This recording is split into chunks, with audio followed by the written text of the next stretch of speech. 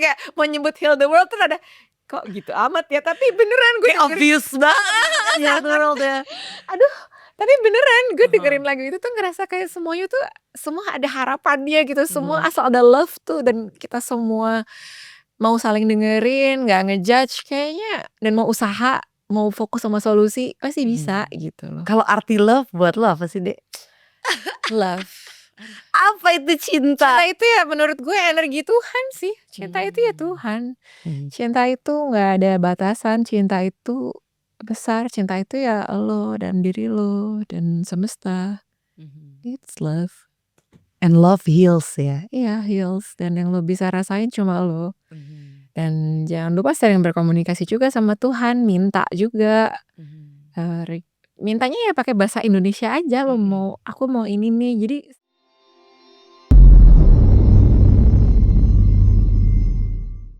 Hello, welcome back to Anthem, Andari and the Theater of the Mind. Kali ini mau bahas lagi seputar healing anthem bareng sama teman SMA aku yang juga adalah seorang ibu dan penyanyi. Please welcome Dea Ananda. halo. Dea, long time no see. Lama banget ya. Parah, Dea, dari sebelum lo hamil tuh kayaknya ketemunya. Tapi gue dari sebelum gue hamil sampai pas semenjak punya anak segala macam kayak hampir gak pernah ketemu. Orang-orang tuh kayak udah jarang dan susah banget ketemu gitu. Kenapa ya? Emang gitu ya? Karena emang udah hektik di rumah kan. Iya ya, itu sih susah Udah banget. kayak overload gitu kerjaan-kerjaan di rumah. Semuanya tuh kayak wacana, atau gak lo mau ketemu orang semuanya hanya wacana gitu. Kangen gak? Kangen apanya nih? Sama teman-teman Ya, ketemu. kangen. Tapi masih ada sih ketemuan. Cuma ya bener-bener yang susah banget kayak. Dia aja juga sibuk mungkin Iya, ya. sebulan sekali aja syukur. Kayaknya Makanya gue belum bikin podcast ini nih biar gue undang orang-orang terus udah gitu ada kenangannya gitu bisa ditonton lagi ya kan. Lo lagi sibuk apa aja sih dia sekarang selain menjadi ibu? Ini gue gak ngapa-ngapain hari ini, makanya gue kesini. Gue kan lo mau hari apa? Gue banyak kosongnya sumpah.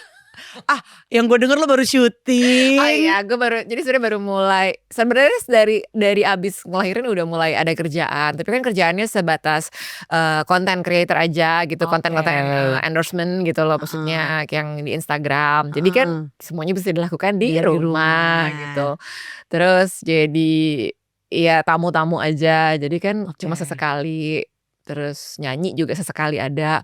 Tapi yang mulai agak pekerjaan yang intens nih baru agak berani gue lakukan tuh setelah 2 tahun. Anak gue 2 tahun. Jadi akhirnya kemarin perdana sih ada kayak iklan yang gue harus ada intens latihan nyanyi, latihan gerakan sambil nyanyi sambil syuting. Tapi itu pun juga syutingnya juga cuma sehari sih. Tapi yang intens banget itu gue perdana ngambil miniseri lagi. Wih, berapa episode? Iya. Berapa sih? Lupa.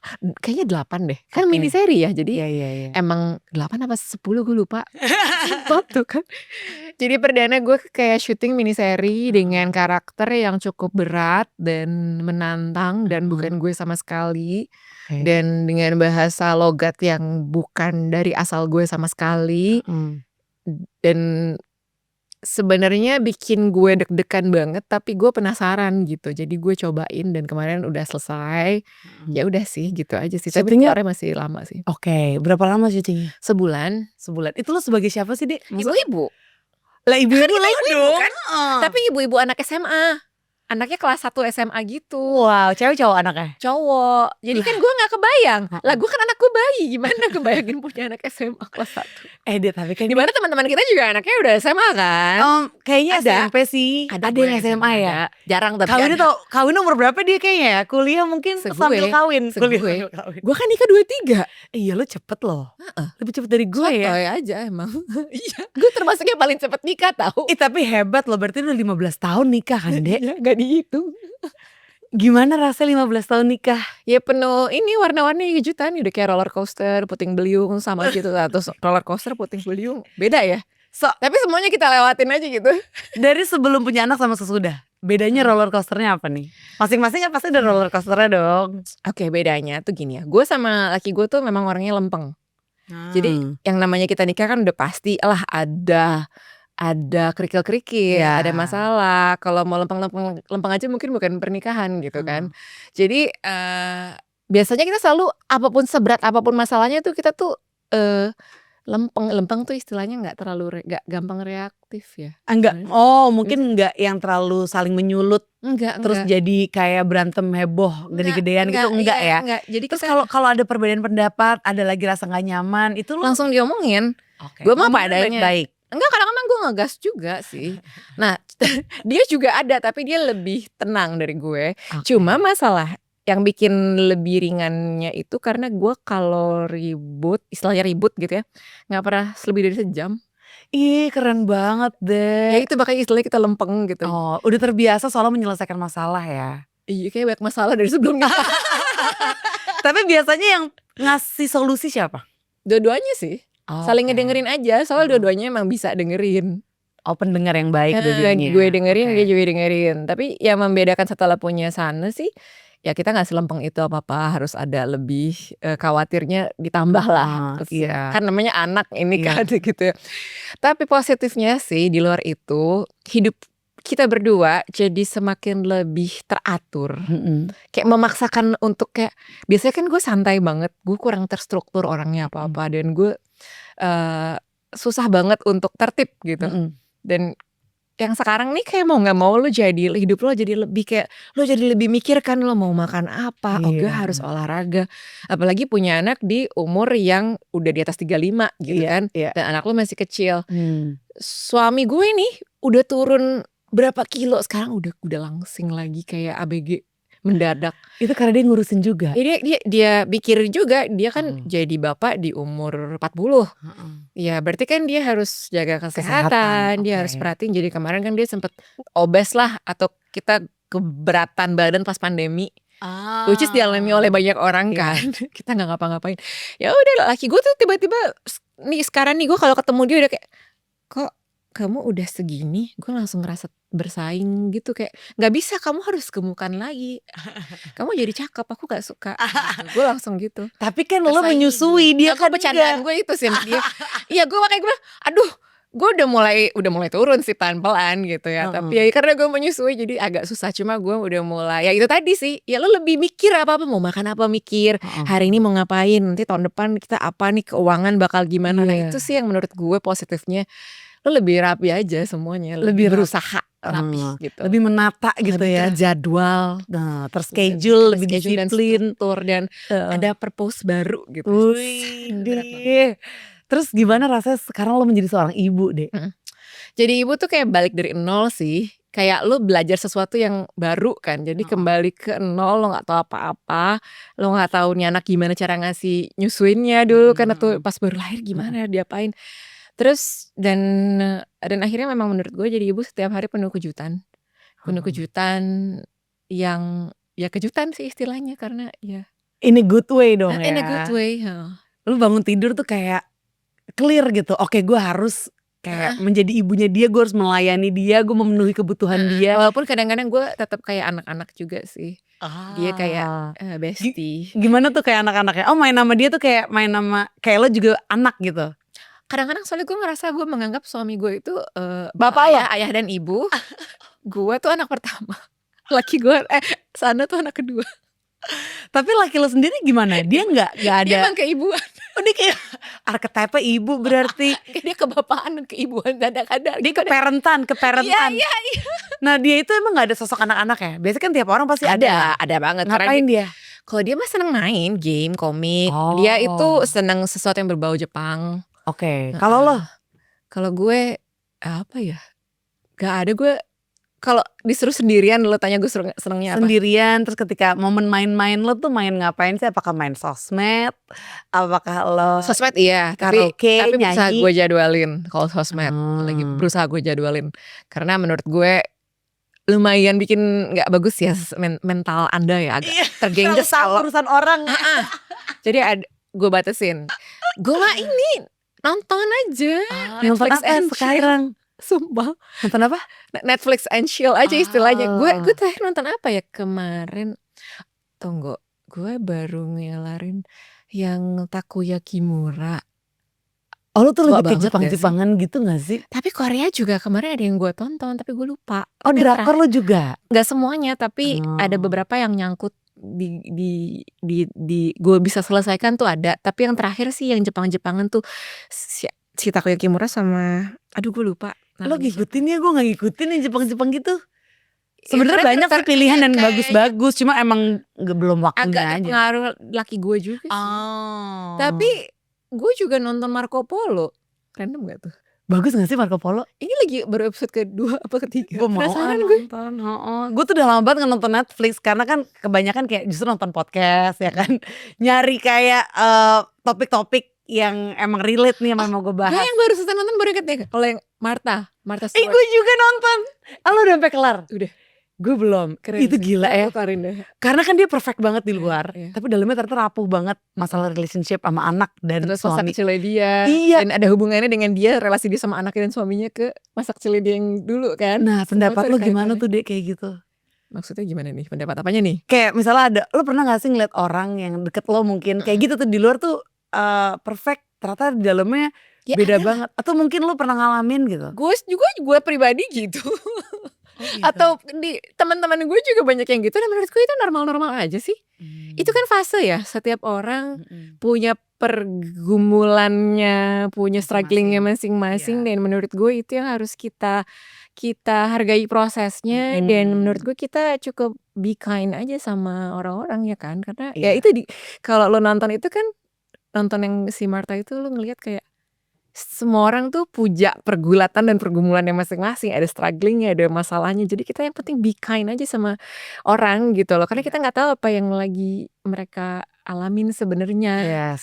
Terus jangan buru-buru ngejudge gitu ya. Jadi kayak lo gimana caranya nggak reaktif kan? Kalau misalnya lagi ada apa, lo jangan reaktif ya. Coba dicerna dulu. Jangan harus langsung apa-apa lo simpulin dan lo judge. Oke. Semua ini gak hitam putih. Celah. Yoi, hidup itu abu-abu. Lo coba nonton si Martha itu, lo bisa ngeliat emang hidup itu abu-abu. Dan lo gak bisa ngelihat dari satu angle aja gitu. Banyak gitu kan. Kalau masa kecil lo gitu, ada gak sih yang kayaknya masih kebawa nih sampai sekarang gitu? Kayak sesuatu di masa lalu waktu masa kecil yang kayak belum terselesaikan, sampai akhirnya lo sekarang nih di umur segini baru sadar nih kayak, kayaknya gue harus mungkin kontemplasi, meditasi atau make time clearing up mungkin childhood trauma. Udah pasti masa kecil gue gak normal. Udah pasti. Karena kan gue dari kecil jadi penyanyi cilik. Benar. Gak mungkin normal-normal aja tuh. Boleh kan? 9 bulan. Gila, lagu lo tuh menggema banget dulu. Terus. Dan gue tuh overwhelmed lo dulu. Nah itu. Jadi ada beberapa hal yang gue tuh gak tahu kalau ternyata waktu kecil gue stres.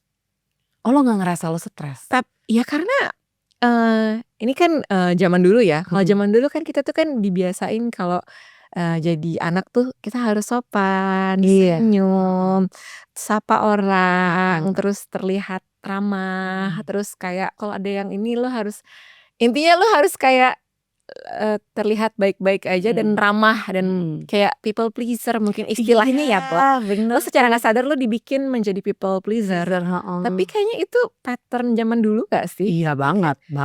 Kita semua pasti ngerasain kan, pokoknya nanti harus ini senyum ya gitu kan. Padahal kita masih kecil gitu kan. Dan itu menurut gue beratnya ketika lo jadi public figure dan lo masih kecil. Gue terkenal umur 7 tahun, 8 tahun. Bahkan ketika gue terkenal aja gue nggak ngerti, maksudnya kayak gue nggak tahu seterkenal apa gitu loh. Terkenal banget sih Dea. Siapa sih yang nggak tahu Dea Ananda? Mungkin gue tahu, cilik. Gue tahu, tapi gue kayak gue nggak ngebayangin atau gue nggak tahu ternyata sebesar itu. Rasanya gimana sih Dek? Lo tuh terkenal itu satu Indonesia tahu lo. Gini, gue tuh emang dari kecil, dari umur 5 tahun. Jadi ada sebuah cerita di mana waktu kecil memang gue seneng banget nonton acara TV. TVRI, yang tahu yang seumuran kita. Namanya Panggung Hiburan Anak-anak TVRI. Itu cuma ada hari Minggu. Itu gue kusyuk banget nonton itu dari selama gue balita. Suatu hari memang gue ngeliat mereka anak-anak itu perform nyanyi. Gue ngomong ke TV, gue bilang, suatu hari nanti aku masuk TV nih, aku nyanyi di situ. Kayak yakin banget gitu, Bo. Dan akhirnya gue bener-bener kalau ada tamu di rumah nyokap, gue nyanyi gitu, nggak ada yang nyuruh. Kayak show sendiri, Bo. Berarti itu udah aneh banget. Panggilan hati lo untuk express yourself in that way. Terus kayak lagi ada lomba nyanyi di mall gitu. Terus, mama aku mau ikut gitu. terus ya udah karena anak tunggal juga kan, masih anak pertama, dia nyokap gue memang tipe yang memang fokus banget jadi ibu rumah tangga. Jadi kerja bokap gue karena dia kayak emang pengen pengen sama gue aja bener-bener. Akhirnya nyokap gue yang kayak ya udah nganterin gue les karena gue pengen les nyanyi, les berenang, les nari Bali. Sampai akhirnya kan kebanyakan tuh. Jadi nyokap gue kayak satu aja deh pilih. Ya udah gue pilih les nyanyi, terus gue pengen ikut lomba nyanyi. TK. Nah, itu tuh awalnya tuh kayak fun aja. Gue nyanyi buat emang gue senang nyanyi, terus menang syukur, nggak menang ya udah. Nah, ternyata nggak serunya tuh ketika lo udah itu semua sudah menjadi sebuah kewajiban. Tapi ini gue baru sadar pas udah Umur 20 tahun, early 20 atau kayak SMA ke kuliah. Oke, 17-an kali ya. Umur segitu kali ya. Terus dulu tuh berarti lo tuh emang menjadi public figure tuh lo yang mau ya? Iya. Bukan kayak diajak nyokap atau diajak bokap atau diajak keluarga gitu ya, Dek? Enggak, tapi gue bukan mau jadi public figure, tapi gue pengen nyanyi Suka aja. nyanyi depan orang Nah, kalau gitu. terkenalnya itu gak sengaja memang beruntung sekali lagi lomba nyanyi, terus jurinya almarhum Om Wanda, Papa Tibob jurinya dia itu dapat tugas dari produser untuk kumpulin anak-anak yang kira-kira bisa jadi si trio kuek-kuek ini nih.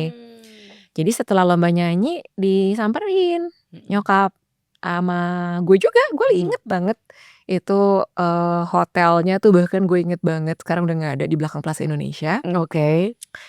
Lagi turun tangga gitu, Bu, anaknya mau rekaman nggak? Itu gue inget loh, itu kayak gue masih umur 7 tahun apa 6 tahun. Nyokap gue ya bilang ya mau aja asal jangan suruh bayar gitu.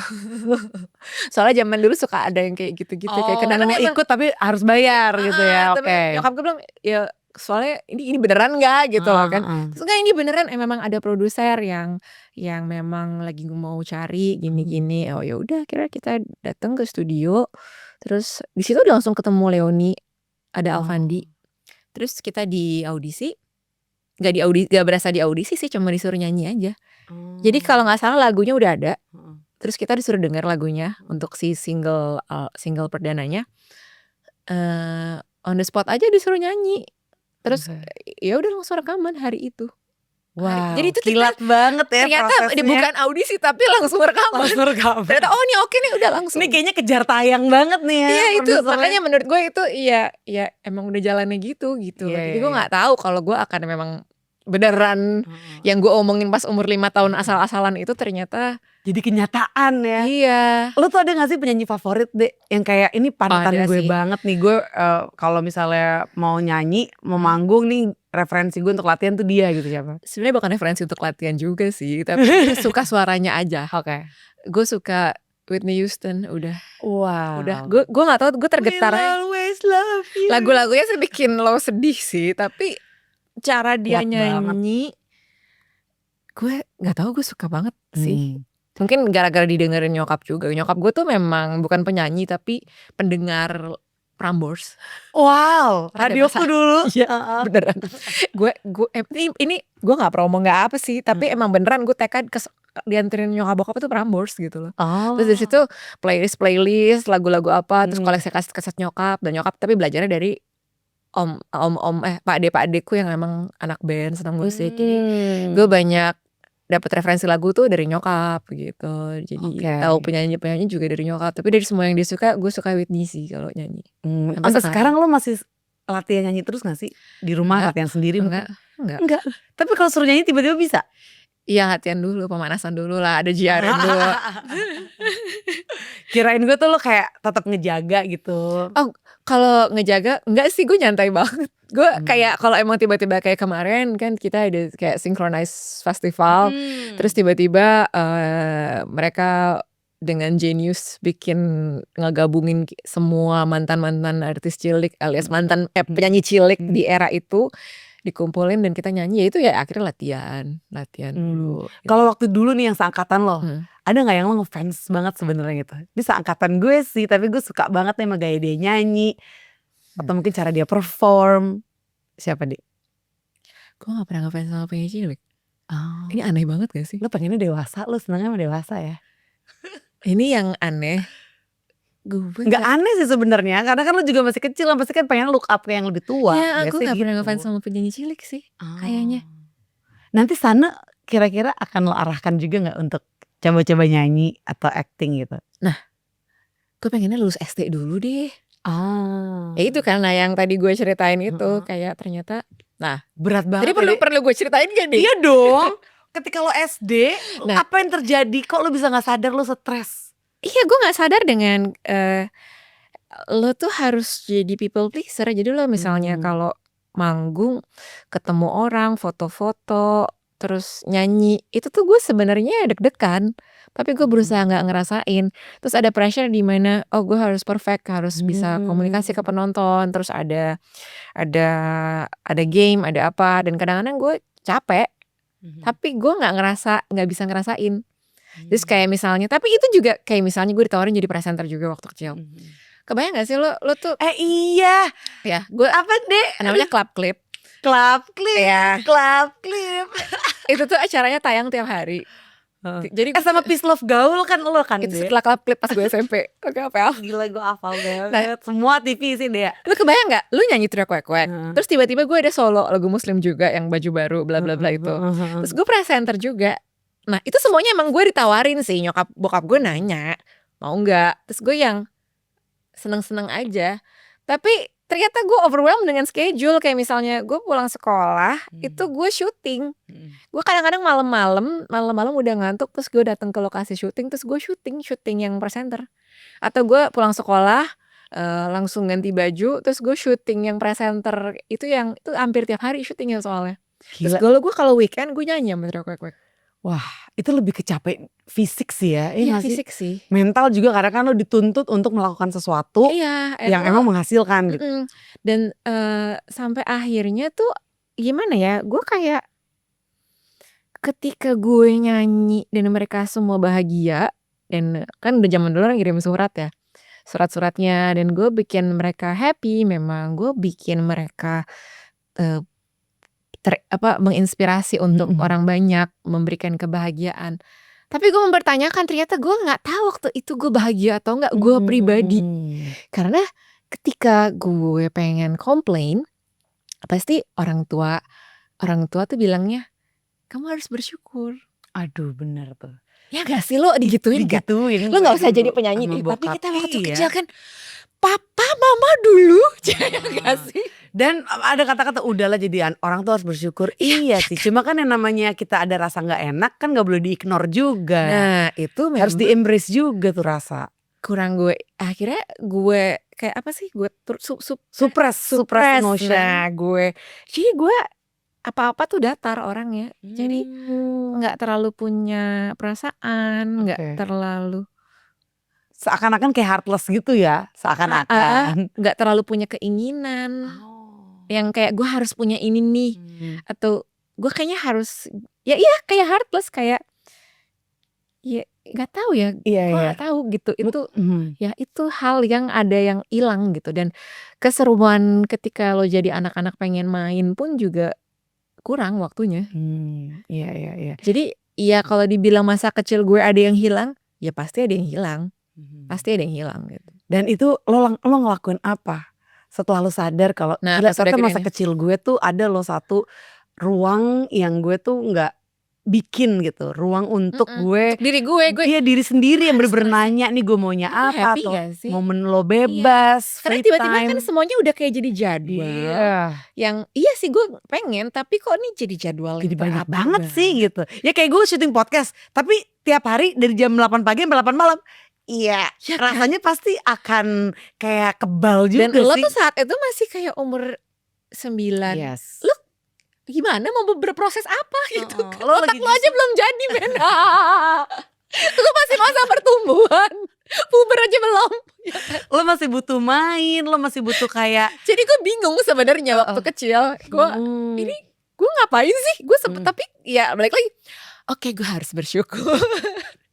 Tapi gue juga nggak blaming orang tua gue. Iyalah. Karena mereka juga udah ngelakuin yang terbaik. Gue kemana-mana, banyak sacrifice juga di kantor juga. Bokap gue, nyokap juga bener-bener nganterin kemana-mana. Jadi ya bukan salah mereka juga nggak ngerti juga kan di era itu. Emang kita zaman itu ada mental health istilah? Nggak Nggak ada, ada, Boro. Lu dikeplakin pakai penggaris nih kalau kuku panjang. Iya. Emang kita ngadu sama orang tua? Enggak. Ya kan? Ntar kalau kita ngadu kita dimarahin. Terus kalau Double nggak bisa dimarahin. jawab, inget gak sih pernah gak sih lo ditarik di jambangnya Iya pernah. waktu SD? Kalau gue waktu itu SMP guru gue SD, tarik. Gara-gara lagi jam sekolah kan gak ada guru ya. Keluar dong gue jajan ya kan. Ketahuan dipanggil tuh suruh gini. Di meja tuh palanya taruh di meja. Habis itu tarik jambang gue. Kayak pitak gitu kan jadinya. Udah gak ngadu. Sampai ada satu kejadian nih waktu ini lucu banget. Jadi gue banyak hal-hal yang terjadi di SD. Gue ceritanya pas udah tua, Bo. Terus nyokap gue gini, kamu kenapa gak cerita? Ya gak ada waktunya. Gue kayak bingung juga mau cerita. Dia cerita gimana ya, ngomongnya mulai dari mana Kan kayak ya? pernah dibully sama guru apa. Terus sampai akhirnya gue gak pernah mau masuk sekolah. Di pelajaran tertentu itu gue gak pernah mau masuk pas SD. Dan gue malu banget. Tapi gue juga gak pernah mau cerita itu masalahnya apa. Terus pas gue baru cerita pas umur segini gue. Iya jadi kan dulu tuh gini-gini. Makanya aku tuh jadi gak suka ini mah. Kenapa kamu gak cerita? Gak keluar aja. Kayak kebiasaan aja gitu kan. Ya kayak gitu sih. Oh ya tadi kan apa yang gue lakukan. Apa yang lo lakukan nih untuk kayak mengatasi mungkin ketika lo keinget ih gila. Karena menurut gue kita kan sebagai manusia juga begini gue mikirnya. Terus ya kita sebagai manusia kan emang punya emosi kan yang memang kita harus merasakan tuh semua spektrumnya gitu. bener. Mau itu happy, mau itu sedih, mau itu kesel. Jadi nggak boleh disupres karena kalau disupres dia tuh akan jadi biang kerok. Gue supres banget dulu SD. Iya kan? Dan itu akan meledak sewaktu-waktu gitu. Jadi lo kayak menanam bom waktu kalau menurut gue. Oh iya bom waktunya udah meledak. Dar-der-dor. Kapan deh? Ya pas pas Kuliah kali ya? kuliah dan SMA kali ya udah dar-der-dor tuh. Apa meledaknya tuh gimana dulu? Iya tiba-tiba gue Snap. snap aja. Marah, ngamuk. Ya gimana sih lo tiba-tiba ngamuk? Itu tuh dia tuh. Atau tiba-tiba lo kayak gak bisa diatur aja udah. Terus nyokap lo gimana waktu itu? Ya bingung. Nggak ke psikolog. Dulu tuh nggak populer sih. Gue pernah dibawa ke psikolog kayak sekali doang SD. Abis itu udah. Kayaknya emang gak cocok sama psikolognya. Gue juga gak nyer kok ngomongnya kurang cocok sama kita.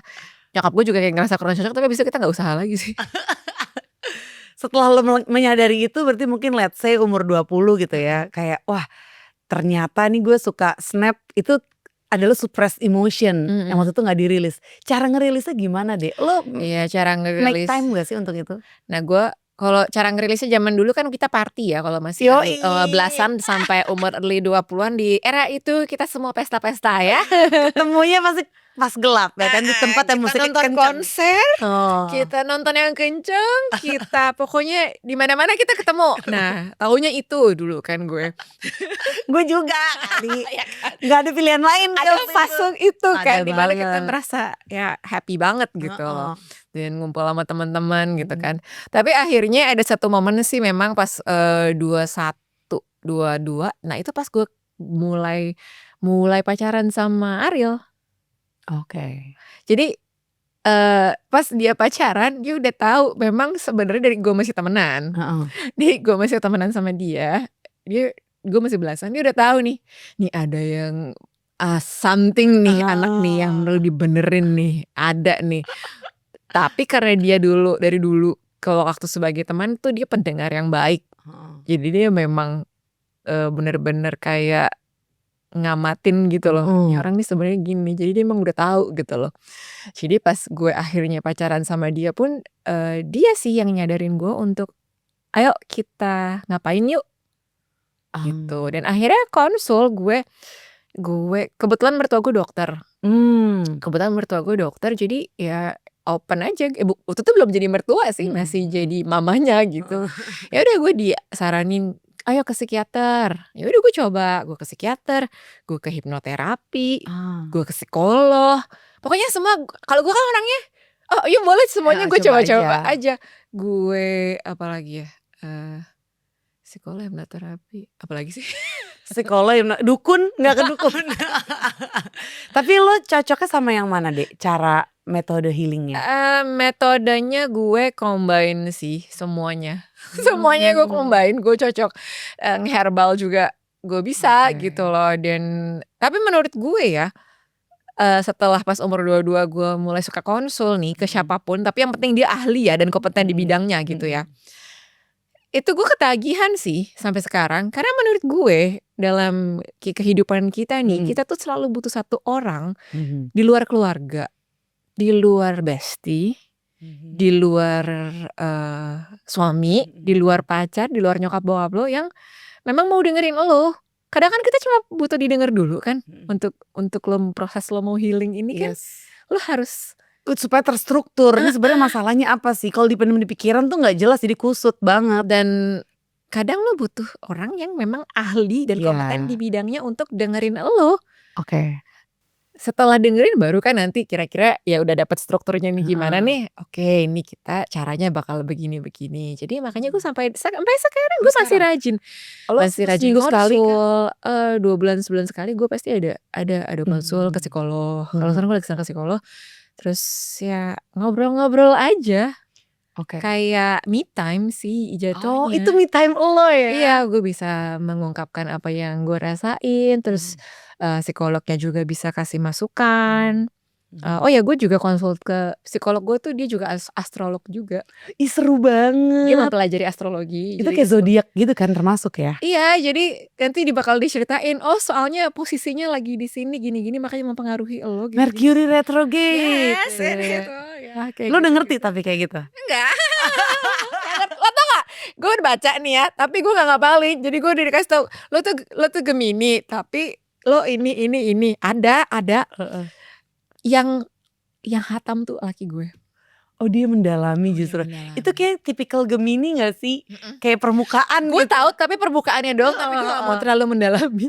Oh, oke. Jadi kalau jadi emang nyambung sama laki gue ketika gue lagi mood swing terus tiba-tiba oh ya itu lagi Mercury retrograde gini. Gue cuma oh oke. Ngikut aja deh gue, apa yang lo bilang gue percaya aja deh, kayak lo lebih ngerti deh. Pokoknya selama itu works buat gue, mau dia sebut itu semua, gue ya aja yang penting gue healing gitu. Berarti laki lo tuh andil besar ya untuk proses healing lo ya? Andil besar. Karena kan yang lo obatin lah ya, so called obatin itu dalam udah masa lalu banget waktu lo umur 7 tahun. Dan sekarang lo liat udah 38 lah sama kayak gue. Berarti kayak 30 tahun yang lalu gitu. Yang lo ngerasa udah lo overcome tuh apa deh? Biasanya kan ada fear of something yang akhirnya lo temukan dan lo overcome gitu. Kalau gue pribadi nih ya, gue ada fear of rejection, fear of judgment. Yang paling kena banget sih yang gue tangkep banget sendiri tuh waktu itu akhir tahun lalu. Gue nyadar gila gue tuh ada loh fear of judgment. Dan ini yang ngehambat gue untuk bisa speak up, all out untuk gue perform gitu atau berkarya lah. Karena takut ntar karya gue dijudge orang, kok gak jelas banget sih lo gitu kan. Tapi dengan tahu itu deh intinya, jadi kayak oke, gue menyadari itu. Jadi dan gue memilih untuk tidak mau kebawa sama rasa takut itu. Gitu. Jadi gue gak mau fokus lagi sama takutnya, gue mau fokus sama yang sebaliknya ini yang emang mau gue tuju sebenarnya. Enaknya itu kalau udah tahu sih dari gue ya. Yeah. Kalau gue ada tuh yang kayak lo fear of judgment, karena selama ini gue hidup tuh kayak dinilai orang dan dihakimi. Hal yang paling ternyata gue baru sadar kayaknya gue agak trauma zaman dulu sama gue tuh sempet gaptek lama banget. Ketika anak-anak udah pada punya Friendster tuh gue belakangan banget deh baru ngerti gue. Itu karena ternyata gue baru ingat kayaknya gue SMP pokoknya gue masih kecil deh. Terus gue main internet, terus gue nyari tahu tentang diri gue. Terus isinya tuh penghakiman kayak dikata-katain gitu loh. Dikatain apa deh yang paling ngebekas banget ya, kayaknya pokoknya, ini bukan gue tapi kalau ngomong iya, gitu ceritanya tuh penuh dengan karangan-karangan indah ditambah-tambahin. Terus kayak penilaian, intinya pokoknya gue kan masih SMP, jadi semuanya gue ambil ke hati gitu loh. Kayak gue shock gitu, kok kalian jahat banget gitu. Gue gitu, tapi gak ada yang tahu. Dan lagi-lagi gue tuh orangnya gitu kan. Jadi gue cuma baca. Lo mendem ya? Gue baca, gue kaget. Kok gue dibully sih? Terus ya udah, itu mati. Itu kayak gue mati gitu rasanya ya. Ya udah gue masuk kamar, gue dengerin lagu, gue baca buku waktu kecil. Jadi gue nggak bahkan nggak gue tulis di buku harian, kan kita dulu nulis buku harian ya. Kayaknya gue nggak terlalu nulis tuh part yang begitu-gitu. Jadi gue kayak nah itu kayaknya membuat gue rada males abis itu.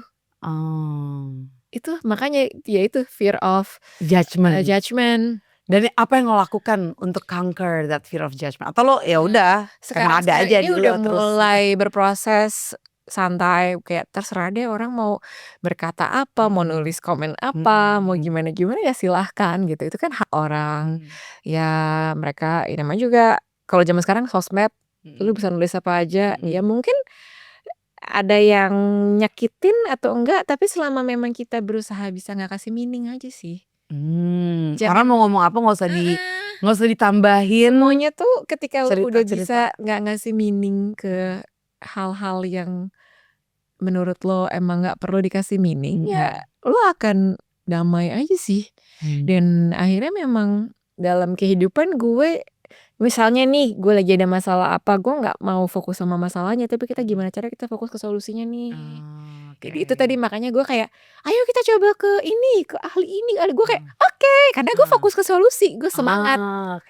Dan ya itu sih kayaknya lebih ke situ, jangan dikasih meaning dan apa-apa lo fokus aja ke solusinya. Dan lo harus inget lagi, balik lagi ke awal, diri lo yang asli dan mana yang bikin lo, apa nih yang bikin lo happy gitu loh, bikin lo tenang tuh apa, ya udah lakuin gitu. Kalau ketakutan lo yang terbesar nih sekarang apa deh? Ada nggak? Ketakutan terbesar? Hah? Apa ya? Takut kecoa gitu misalnya? Enggak ya. Gue nggak takut kecoa. Kalau hewan-hewan sih gue aman ya, ular apa semua gue. Mereka bestie. Gelap. Diem-diem seneng reptil ya. Iya, jadi gue tuh dulu kalau suka syuting ke daerah pedalaman Indonesia atau disuruh misalnya mau dikerjain apa, tikus apa, gue diem aja, gue ya udah gitu. Makanan apa juga gue makan. Oh gitu loh Dek. Gue tuh pernah lagi nggak yang jijian gelian gue gitu tuh ya. pernah mau dikerjain. Jadi gue disuruh motong pohon, pohon yang udah kayak ada ulet sagunya di dalam gitu loh. Terus gue dikerjain, disuruh abis potong, gue disuruh ngambil, suruh makan. Terus kan dipikir reaksi gue akan geli. SD ayo makan, ambil, terus gue masukin mulut, terus gue makan. Rasanya apa Dek? Iya kayak kenyal-kenyal jelly aja sih, tapi hidup. Terus jadi nggak bisa ngerjain gue kalau part itu. Jadi apa nih kalau orang kayak pengen ngisengin lo Dek, yang kira-kira ampuh tuh apa? Malah dikasih tahu nih ya. Iya nanti ini. Mungkin takut gemuk ada nggak? Enggak ya. Tau gak sih gue ketika gemuk pas abis ngelahirin dan nyusuin, jadi kan gue sempet turun langsung sebenarnya 2 minggu abis lahiran karena kena COVID. Jadi turun. Tapi gue naik lagi karena gue harus nyusuin kan. Boleh silakan. Mulai seret. Ini kalau udah ngomongin masalah berat badan tuh emang biasa cewek tuh sensitif ya. Kayak naik 500 gram aja tuh wah kayak naik 5 kilo tuh rasanya. Nah gue gak tahu dikasih apa ya, tiba-tiba Tuhan tuh kasih gue kayak rasa percaya diri untuk menikmati badan gue dan menghargai badan gue yang kemarin udah kayak gue udah berproses nih, ada baby di dalam perut lo tiba-tiba, terus hormon lo berubah, badan lo juga berubah, adaptasinya semuanya beda. Yang di sini dalam perut adaptasi, gue juga adaptasi. Abis lahir juga adaptasinya beda lagi. Jadi itu momen dimana gue menghargai badan gue dan berterima kasih. Jadi gue pas gue naik lagi abis karena nyusuin, gue bangga banget. Gue malah kayak foto-foto di Instagram. Terus laki gue mas senang-senang aja gitu kan. Fotoin aku dong, ngapain? Mau pamer perut aku lagi ini gendut. Gue lagi turun jatuh karena dia malah yang sebenarnya nggak tega ya, gue pengen foto tapi gue nggak tega. Bini gue ada gila-gilanya apa gimana gitu. Tapi gue kayak malah lihat dong ini udah berjasa, jadi biarin aja nih lagi jatuh nih perut gue, belum gue pakein apa namanya korset. Masih begini nih orang habis ngelahirin, gue malah menikmati. Jadi lo kayak emang embracing aja gitu ya. Fungsi dari tubuh lo gitu ya udah kayak berjasa banget. Lo hamil sehat, melahirkan juga gue literally kayak langsung beli misalnya beli celana dengan size celana ini kayak gue jadi celana karet karena memang perut gue belum balik seperti semula, belum udah mulai, tapi ya gue malah beli yang gede-gede aja gitu. Nggak yang terus bikin lo jadi stres, bikin lo ngeluh terus gitu ya. Gue kayak gue bangga gitu. Gue bangga ini badan gue keren banget loh. Kemarin gue habis disuntik-suntik lah karena gue kan ada pengentalan darah pas hamil. Oh. Jadi disuntik-suntik terus gue sebelumnya IVF itu juga ada suntik-suntik. Jadi kan emang gue naik 10 kilo memang pas gue lagi bayi tabung gitu kan. Tapi gue juga kayak karena tujuannya kita mau ya itu lah, karena gue fokus ke tujuan dan ini solusi dan tujuan. Gue jadi gak gak mikirin oh gue harus naik berat badan, gue harus diapain sama nih dokter, gue jadi begini. Enggak sih, jalanin aja. Kalau untuk ngejaga kesehatan fisik lo deh, lo tuh ngapain aja? Kayak misalnya mungkin olahraga apa gitu? Olahraga dan gue gak bisa olahraga di rumah. Jadi Kenapa gue deh? gak bisa hemat gitu. Kayak laki gue tuh ya dia bisa banget tuh nonton YouTube terus langsung dengan beli-beli perintilan terus dia praktekin di rumah. Gue gak bisa. Gue kalau olahraga gue harus ngeliat ada orang yang lagi Yang olahraga nuntun lo bareng. gitu, atau ada kayak panduan dari orang lain, Gue ngeliat ada orang lain contoh yang kayak, gitu. gila nih orang keren banget. Kok dia bajunya gitu ya? Itu gue kayak kayak lucu tapi cuma dalam itu tuh kayak membuat gue semangat. Hal-hal yang gak penting itu membuat gue semangat untuk datang. Jadi gue harus kayak naik Gojek dulu, pergi terus gue olahraga. Mungkin lo tuh emang ekstrovert kali orangnya deh ya. Iya gak sih? Ada introvertnya juga sih. Maksudnya dengan lo kayak keluar rumah baru akhirnya bersemangat ketika ngeliat orang. mungkin Kan ekstrovert kan ngambil energi dari orang lain kan. Kalau introvert kan dia gak ngambil energi dari dirinya sendiri gitu. Nah tapi kalau ada tapi kayaknya banyak ekstrovert. big partnya ekstrovert ya. Kalau untuk healing deh, selain lo kayak counseling, lo ngapain? Ya itu tadi olahraga. oke. Olahraga tuh menurut gue udah kayak meditasi gue. Healing gue tuh ketika ngangkat barbel, dumbbell, itu gue kayak langsung keangkat masalah gue gitu rasanya. Lo angkat lo lempar gitu ya. Tapi masalahnya gak bisa gue lempar. Tapi gue suka gitu setiap gue kayak mulai gini terus gue nahan. Terus gue tuh itu tuh kayak ngerasa damai. I don't know. Karena mungkin pikiran lo yang tadinya ada kekusutan akhirnya jadi fokusnya ke yang memaksakan diri untuk fokus ke situ kan gitu. Dan itu kayak udah kelar tuh gue kayak ada yang rilis gitu loh. Selain ya konsul terus sisanya ya nonton sama yang udah pasti jalan-jalan. Yang masih sering bikin lo kesel gitu deh. Apa? Yang biasanya sering kayak bikin lo tuh ke-trigger untuk jadi let's say lo tiba-tiba ngamuk lah, atau tiba-tiba lo marah lah, tiba-tiba hati lo gak tenang. Biasanya apa deh sekarang? Terlalu berisik. Tapi misalnya udah malam terus berisik banget ini waktunya tidur tapi di perumahan terus ada yang berisik. Itu gue kayak gak bisa terima gitu.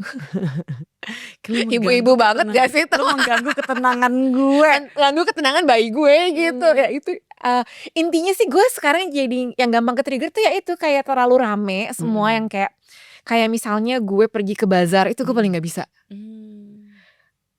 Yang ada memang gue ke bazarnya lebih jatuhnya lihat-lihat tapi gue kayak mau beli apa-apa gue gak bisa. Susah banget gitu. Jadi gue jadinya lebih kayak oh ya udah gue kalau ke bazar karena gue pusing dengan banyak orang jadinya gue memilih untuk menikmati keramaiannya aja tapi gue nggak bakal beli atau gue nggak bakal bisa nongkrong di situ gitu loh. Karena jadi nggak fokus juga kan mau beli apa nih ya seliweran orang kayak energi campur-campur gitu kan. Gitu dan kayak misalnya gue mau nyanyi kan ada yang bisa tetap bisa fokus walaupun rame gitu di backstage. Gue tuh harus udah pakai udah harus pakai ketutupan kuping gue harus dengerin musik atau dengerin sesuatu. Gue gak denger apa-apa dan gue harus cari AC jadi gue bawa AC sendiri. Gue harus kalau misalnya kurang dingin atau gue masuk mobil dulu ya gitu gue harus butuh yang kayak gitu-gitu sih. Lo kayak butuh space banget nih ya. Space untuk gue cari zennya dulu nih. Cari ketenangan hati lo, ketenangan diri lo dulu. Tempat healing favorit lo deh di mana? Di rumah kah atau mungkin di satu nature yang ada di mana gitu? Ya kalau nature udah pasti sih pantai. Pantai apapun gue nyemplung aja sih berenang terus jemur-jemur tuh udah tahu nungguin sunset tuh ya itu sih best moment banget ya. Standar banget. Kalau di Indonesia nature yang paling lo suka deh di mana? Gue suka itu sih Bajo kayak Pulau Rindu ke Bajo, Pulau Padar ya, Padar air. Pokoknya pulau-pulau itu tuh menurut gue keren. NTT sih gue suka sih, Nusa Tenggara Timur. Sisanya tapi kalau bawa anak sekeluarga ya tetap ke Bali sih. tetap ke Bali. Bali emang best place banget ya untuk family. Karena dia Iya. semua lengkap gitu. Nah, itu Gunung ada, pantai ada, air terjun ada, terus lo Iya. mau beach club juga ada gitu. Iya gitu. Jadi kalau untuk sekarang sih jatuhnya Bali karena kan ya dia masih toddler. Nanti mungkin gedean dikit baru kita bawa keliling Indonesia gitu kan. Cobain tempat-tempat yang emang bagus dan itu banyak banget gitu loh. Iya Sih, benar. tapi gunung gue juga suka. Intinya alam tuh gue udah healing lah gitu. Gue jalan di trekking terus gue nyeker aja gue udah happy gitu loh. Kalau di luar negeri ada gak nih satu tempat yang mungkin lo pernah kesana atau lo baru ceki-ceki doang gitu yang kayaknya So wah far, ini best Gue banget tuh nih. belum terlalu banyak sih. Tapi dari semuanya yang pernah gue datengin kayaknya Jepang sih paling healing menurut gue. Ke Jepang lo lebih ke nature atau ke kota? Semuanya gue cobain. Dan menurut gue mungkin ya suasana dan ketertiban, kebersihan, kedisiplinan penduduknya kali ya membuat gue kayak pergi ke sana tuh kayak tenang aja gitu. Tenang, inspired gitu ya. Karena emang Inspired orang dan Jepang lo tuh kayak santai. ramah-ramah.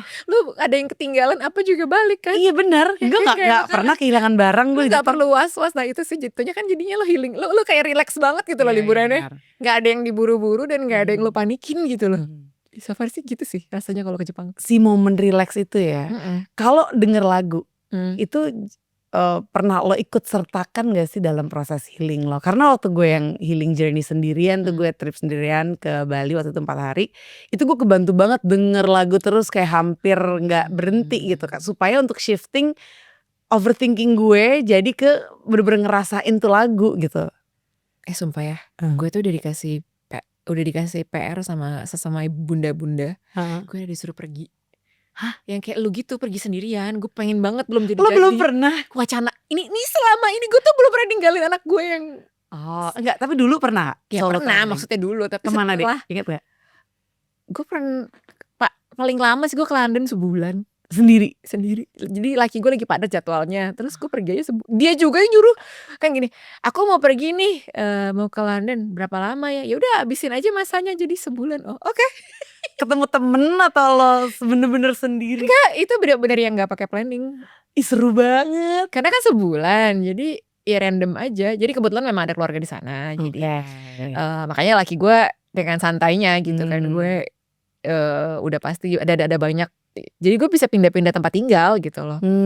Dari tempat tante gue terus ke tempat sepupu gue yang memang deket juga. Terus ya random aja kemanapun itu. Dan itu menyenangkan banget sih. Yes, itu ada yang lo temuin gak dari diri lo ketika pergi sebulan sendirian itu? Kayak part of yourself yang selama ini gak muncul ke permukaan gitu kan. Karena mungkin sering ketemu banyak orang yang emang lo kenal, ada hubungan kerja segala macem. Ketika bener-bener kayak let yourself free gitu, ketika liburan sebulan lo nemuin apa?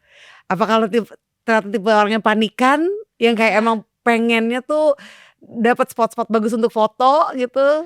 Gue malah gak terlalu banyak foto aja loh. Kayak apa yang gue temuin ya?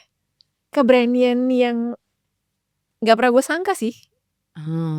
Gue gak pernah ngebayangin itu kan masih early 20 ya. Jadi gue tuh gak pernah ngerasa pernah liburan waktu kecil tuh gue gak pernah ngerasa pernah liburan.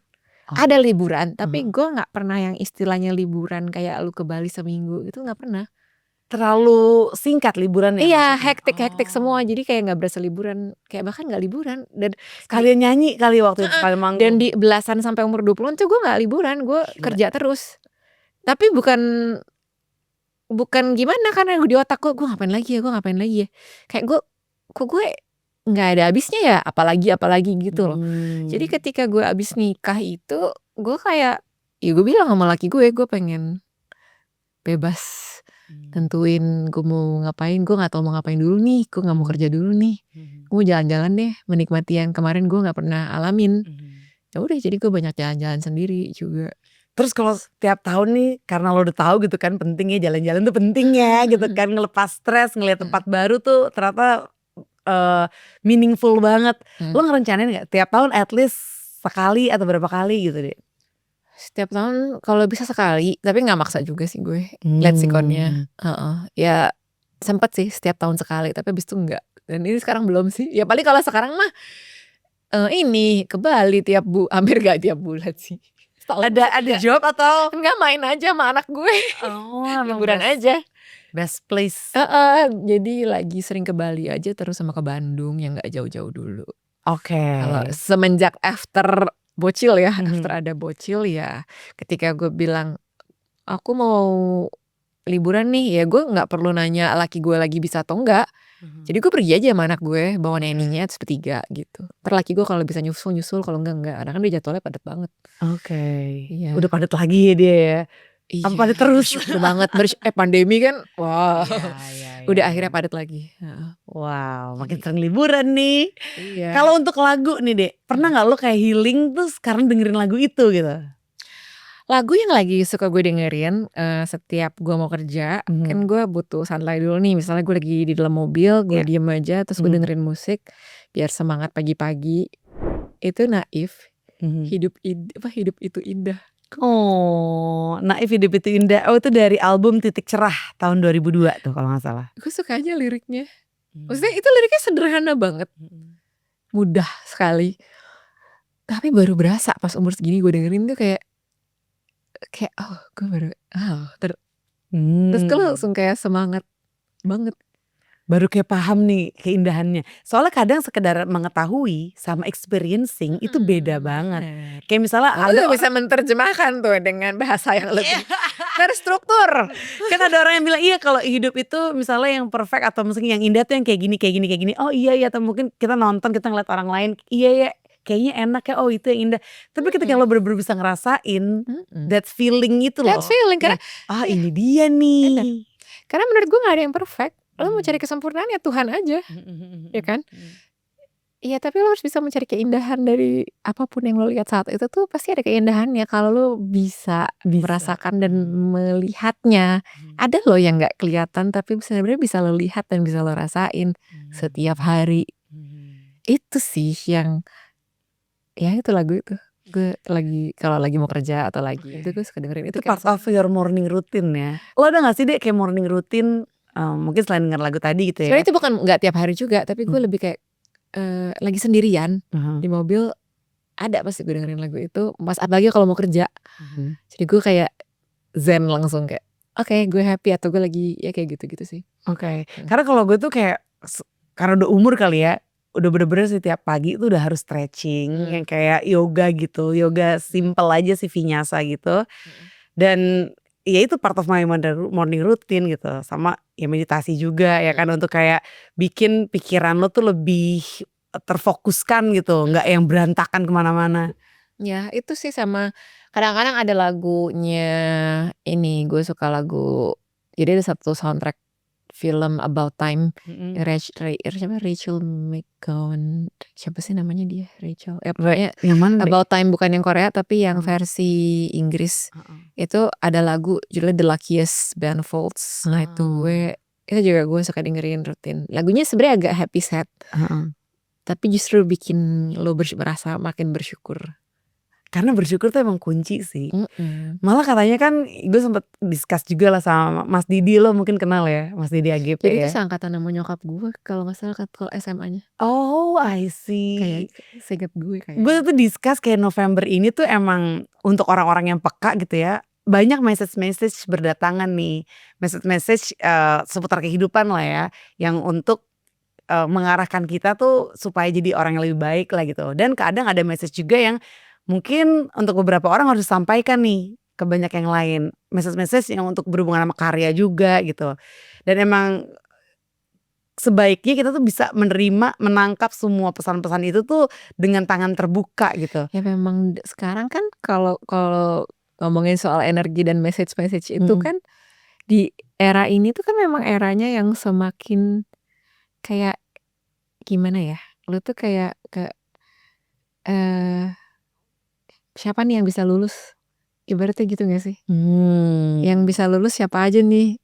Karena ya itu tadi, memang semakin kesini suara-suara dan energi-energi itu memang makin kuat dan tinggal dipilihlah tuh siapa orang-orang yang kira-kira mampu dengerin atau mau menyimak dan mendengarkan dan menyampaikan yang perlu disampaikan ataupun yang kira-kira oke kita Bisa pilih dulu diaplikasikan. kata-katanya gitu. Iya, dan emang katanya kuncinya tuh bersyukur gitu. Karena dengan lo bersyukur kan lo jadi kayak membuka hati lo kan. Membuka hati lo sama semua nikmat-nikmat nih yang mungkin selama ini nggak lo sadarin gitu. Dan dengan melatih diri lo untuk bersyukur terhadap hal-hal yang mungkin sering diignore, lo jadi juga akhirnya ngebuka diri lo untuk menangkap message itu tuh, message baik itu sebenarnya, entah itu berupa ide, inspirasi untuk berkarya, atau mungkin kayak ide untuk nolong siapa gitu, atau mungkin ide untuk membenahi diri, kayak oh ada bagian diri gue nih yang bisa nih diolah dengan cara seperti ini.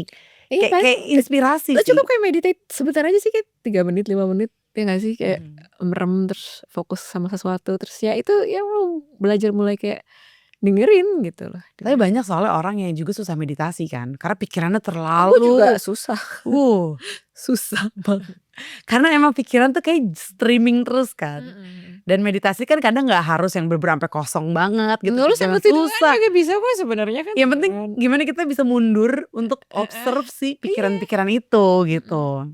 Ya Oke. gitu aja sih. Itu berarti tadi lo udah masuk ke Healing Anthem kedua tuh ya, The Luckiest by Ben Folds. Ini rilis juga tahun 2001. Lanjut Healing Anthem ketiga lo nih ada Over the Rainbow, Judy Garland ya, tahun 97 nih lagi. Itu kayak menggambarkan masa kecil gue sih kayaknya. Tapi itu sebenarnya lagu gue sama Sana. Jadi gue waktu dia baru masih kecil, masih bayi banget, gue nyanyinya Over the Rainbow, nggak nyadar, gue seneng aja gitu. Terus tapi ternyata pas gue liat ya itu penggambaran apa yang terjadi dan gue rasakan dan akhirnya berproses dan gue lewatin dan ya memang gue syukurin gitu ketika gue masih kecil gitu. Ada nggak hal yang lo pelajarin dari Sana di umur 2,5 tahun dia ini gitu?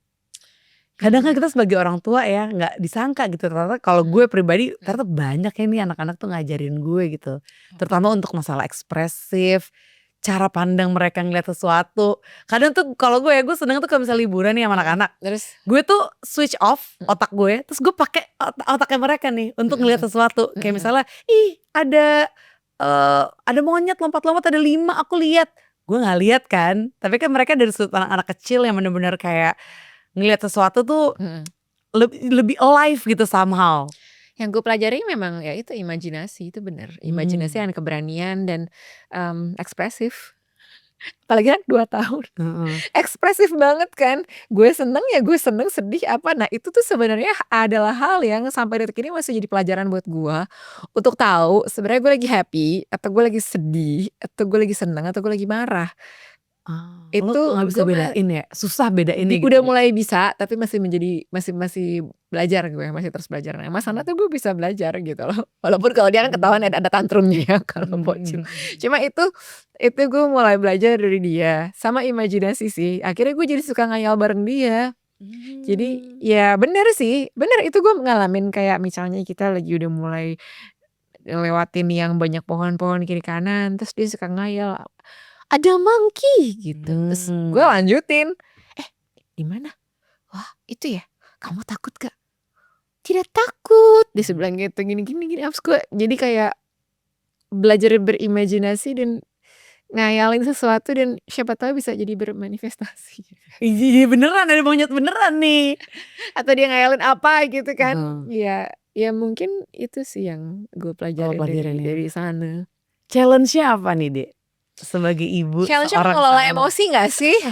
Mengelola emosi, manajemen emosi yang menurut gue aja masih belajar ya, kayaknya belum lulus dan kayaknya akan menjadi murid manajemen emosi terus ya kayaknya ya. Kayak harus sabar sih. Sabar tuh kan kayak kita udah denger dari dulu kan, harus sabar. Tapi mengolah emosinya itu loh, mengaplikasikannya itu kan menurut gue nggak bisa pakai teori ya, itu kan butuh waktu. Nah, dan cara ampuh lo apa Dek? Gue ini dulu sih tarik napas dulu, terus kalau misalnya gue udah mau marah, gue ngomong kayak Sana ibu kayaknya mau marah deh. Jadi gue juga kasih ultimatum dulu ya. Dan itu kayak ultimatum ke diri gue sendiri dulu nih, biar nggak tiba-tiba apa istilahnya kalau salah ngereok. Biar lo tiba-tiba nggak ngereok. Jadi monster. Ada sih akhirnya ngereok kayak jadi monster gitu ya. Terus tapi gue sekarang mulai melatih gitu kayak ibu mau marah deh. Kayaknya ibu mau marah. Akhirnya lo marah gak? Nah itu setiap gue mulai kayak gitu gue udah mulai tiba-tiba jadi kayak oke bentar gue cabut dulu, dia biarin dia main, jadi mau dia nangis-nangis kayak apa kan dia di situ, ya gue tinggal aja dulu. Karena emang biasanya kalau kita habis kelepasan tuh nyesel tau gak sih, ujung-ujungnya nyesel. Gue tinggal gue juga nih minta maaf. ngumpet dulu di kamar mandi atau gue ngumpet di kamar gue gitu, terus gue keluar lagi. Oke, gimana? udah lepas. Dengerin dulu Healing Anthem, baru besok ketemu dia lagi. Tapi kalau itu gue gak pengen dengerin lagu sih, gue cuma kayak bentar, tarik napas, ngumpet dulu, udah keluar. Oke, ya. Tapi lo deket deh ngerasain sama dia. Deket sih. Tapi gue banyak bantuan juga. Gue support sistemnya kan ada. Gue udah nanny dari awal. Jadi itu sangat membantu gue banget. Dan suami gue juga bantuin banget. Kalaupun dia di rumah dia bener-bener involved banget gitu loh. Dia berusaha gak megang handphone sih kalau lagi main sama anak gue. Karena kan waktunya dia juga kemarin sering pergi-pergi terus kan. Akhirnya dia kayak ada quality time 30 menit lah minimal. Lumayan banget gak megang apa-apa gitu loh. Ya, dan gue berterima kasih banget sama nanny dan ART di rumah gue gitu. Mereka sangat adalah support system yang aku butuhkan. Yang semoga jangan pulang kampung ya. Ini mbakku ada yang lagi libur, gue udah rindu banget nih. Anak gue juga udah rindu. Susul. Nanti gue jemput, dekat kok dia di Jawa Barat. Karena kan kemarin tuh baru hari ayah kan. Beberapa hari lalu nih hari ayah. Ya gue cuma nyelamatin aja sih. Ternyata hari ayah. Selamat ya. Gue juga baru baca di sosmed. Kalau denger dari cerita lo berarti ini kayaknya apa ya, keterlibatannya laki lo ke anak lo tuh, ke anak tuh bener-bener 100% gitu kalau lagi bareng. Kan sampai kita disebut fatherless country, ada kan sempet entah itu, gue sih berharap itu hoax ya. Pokoknya Indonesia top 3 lah katanya fatherless country. Ya itu benar tahun sih. lalu kan. Dan dengan kayak cerita lo ya, semoga kita nggak lagi masuk top 5, top 10, top 20, top 100 kalau bisa ya, Gue jangan lagi. rasa kita semua ini adalah orang yang mengalami mungkin Justru generasi kita sebagian besar dari kita, ya nggak semua, tapi ngalamin. Lo ngalamin gak deh? Ya ada lah ngalamin masa-masa kayak gitu. Kayak lo ngerasa lo gak deket banget gitu sama bokap. Kadang deket kadang enggak gitu. Ya ada. Tapi ya gue kayak ya udah, emang masalahnya kan emang pengetahuannya taunya sebatas itu. Dan dulu kita kalau mau cari ilmu ini itu parenting apa kan emang ada teori parenting di internet gitu, tinggal baca, mesti cari buku dulu gitu kan. Dan ya kayak menurut gue orang tua gue udah oke banget sih. Cuma memang ada hal-hal yang kayak ibaratnya gini, mereka tuh punya anak umur 20-an. 20-an dimana sebenarnya kayaknya belum selesai sama diri sendiri. Tapi kan di saat itu, di era tahun segitu, dimana kayak punya abis nikah lo tuh ya punya anak. Iya. Kayak itu kayak sesuatu yang nggak boleh enggak gitu, kayak udah template itu udah aja. ya udah urutannya template-nya begitu. Jadi gue sangat menghargai mereka banget sih, kayak memaklumi sekali gitu loh. Karena mereka sendiri juga punya trauma di masa lalu juga pasti sama orang tua mereka. Orang tuanya mereka juga ada. Terus generational trauma jadi enggak sih. Karena kan trauma tuh bisa terwarisi kan kalau emang ada diselesaikan, nggak disadarin. Tapi kalau udah disadarin, ada willing juga untuk ngatasinnya gimana, sehingga kita nggak ngasih trauma itu ke orang lain. Kayak ada generational trauma bla bla, apaan tuh? Ya memang dari dulu udah ada ya, tapi kita kan nggak ngerti ya tadi. Nah, memang makanya kalau gue bener-bener sih cowok-cowok sekarang tuh kalau jadi bokap kayaknya all out gitu ya kebanyakan, karena mereka ngalamin sebagian. Tapi ya ilmunya juga baru komplit sekarang nih, dan bukan komplit sih, bisa lebih gampang diakses sekarang. Betul. Gitu. Thanks to internet banget lah ya pokoknya. Itu kemudahan yang generasi kita bisa dapetin gitu loh. Jadi tinggal gimana lo mau aplikasiinnya aja gitu loh. Kehidupan lo ya. Kehidupan kita. Oke, kita masuk ke Healing Anthem keempat nih, The Scientist by Coldplay dari album A Rush of Blood to the Head tahun 2002. Come up to meet you, tell you I'm sorry. Datang gak Coldplay kemarin deh? Gue datang tapi yang dulu yang di Singapura 2017 kayaknya. Habis itu pas nyoba yang di Jakarta tapi nggak dapet. Terus kan gue pengen yang di luar, tapi laki gue nggak kepengen, katanya nggak mau, aku maunya yang di sini. Tapi kalau nggak jadi ya udah gitu, dia nyantai banget. Ya udah nggak nonton sih kita. Karena ya emang udah 2 kali nonton juga. Udah cukup lah ya. Kayaknya dulu berapa ya? 2009 2008 sih? Di Waktu itu Singapura. sih 2006. Iya lupa gue. 2006, Iya pokoknya tahun 2006, segitu di Singapura udah XNY kan udah datang. ya terus habis itu 2017 nonton. Jadi kayaknya kalau nggak dapet ya nggak apa-apa gitu. Udah 2 kali nih. Udah ya. Kan. Kenapa lo pilih lagunya yang ini nih? Nggak tahu gue tersentuh aja kayaknya di tahun itu pas dengerin lagu itu 2000 itu kayak gue masih SMP SMA ya. Ya kayaknya itu sebenarnya gue lagi banyak yang pergelutan dan di batin gue tapi gue nggak tahu harus apa yang ngapain dan kenapa dan harus ngapain. Jadi gue dengerin lagu itu tuh gue suka tapi gue menikmati. Jadi gue dengerin itu waktu SMA gue sering dengerin tapi gimana sih? Ya gue menikmati aja lagu itu gitu. Mungkin bisa menjadi healing lo sesaat lah pada waktu itu ya. Bener. Oke. Ini kita berarti masuk ke healing anthem ke-5 nih Dek. Tunggu ya. Tadi soalnya yang satu udah disebutin Heal the World by Michael Jackson dari album Dangerous tahun 91. Ini sih healing banget sih. Healing sedunia nih. Heal the world. Langsung heal the world. Cuma emang dia pionir sih. Pionir memasukkan kata heal di lagu tuh si Michael Jackson tuh. Heal the world. Dan lirik-lirik dia tuh ajaib menurut gue. Dia kan kalau bikin lagu kan yang gue tahu sih katanya kan yang gue tonton tuh kan dia kan nyanyi humming nyanyi terus ditranslate jadi musik gitu kan dia kan nyanyi dulu. Tapi kan ya lagu ini pasti yang bikin juga rame-rame kan. Cuma kalau lagu ini Heal the World gue tuh dari pertama kali dengerin aransemennya mulai aja tuh udah langsung berasa damai. Terus dengerin dia nyanyi dan liriknya itu tuh ngerasa kayak apapun masalah lo, apapun yang sedang lo rasain, kesedihan mendalam apapun tuh semua tuh pasti ada jalan keluarnya. Kalau dengerin lagu itu tuh rasanya gitu loh. Dan kalau kita semua tuh kayak mau sama-sama saling ya be kind satu sama lain dan saling mau dengerin, sama-sama bantu sama-sama. Jadi lu nggak ngerasa sendirian. Semua tuh bisa diberesin gitu loh. Bisa diberesin dan make it better place. Sebenarnya gue juga mau nyebut Heal the World tuh ada kok gitu amat ya. Tapi beneran gue obvious banget Heal the World ya. Aduh. Tapi beneran gue dengerin lagu itu tuh ngerasa kayak semuanya tuh semua ada harapannya gitu. Semua asal ada love tuh dan kita semua mau saling dengerin, gak ngejudge kayaknya dan mau usaha, mau fokus sama solusi pasti bisa gitu loh. Kalau arti love buat lo apa sih Dek? Love. Apa itu cinta? Cinta itu ya menurut gue energi Tuhan sih. Cinta itu ya Tuhan. Cinta itu gak ada batasan. Cinta itu besar. Cinta itu ya lo dan diri lo dan semesta. It's love. And love heals ya. Iya heals. Dan yang lo bisa rasain cuma lo.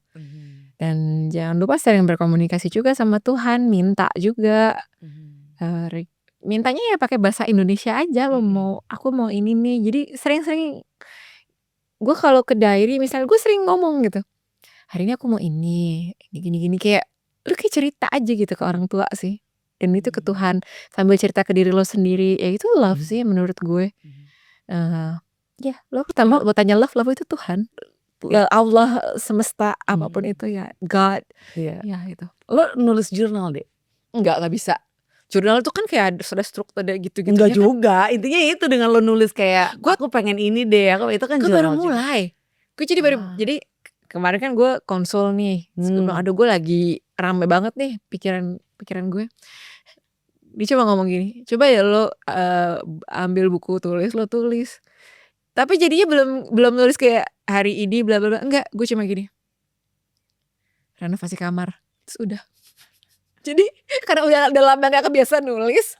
Yang ada lagi jadi kayak gue cuma disuruh apa yang lagi ada di otak lo saat itu lo tulis. Kayak misalnya permen ini.